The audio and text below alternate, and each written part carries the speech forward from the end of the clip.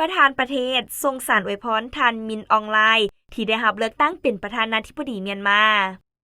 วันที่10 เมษายน 2026 นี้พระนาธานทองลุ้นศรีสุริตประธานประเทศแห่งสาธารณรัฐประชาธิปไตยประชาชนลาวได้ทรงสารสมเสยถึงพระนาธานมินอองไลน์ประธานาธิบดีแห่งสาธารณรัฐสหภาพเมียนมาที่เนปิดอร์ซึ่งมีเนื้อในว่า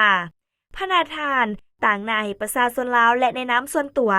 ข้าพเจ้าขอส่งคำสมเสยอันอบอุ่นและพรไซอันประเสริฐมายังพระนาธานเนื่องในโอกาสที่พระนาธานได้รับการเลือกตั้งให้ดำรงตำแหน่งเป็นประธานาธิบดีแห่งสาธารณรัฐสหภาพเมียนมา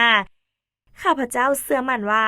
ภายใต้การนำพาของพระนาธานสาธารณรัฐสหภาพเมียนมาจะสืบต่อได้รับการพัฒนาให้นับมือนับเข้มแข็งและบรรลุตามเป้าหมายการพัฒนาที่ได้กำหนดไว้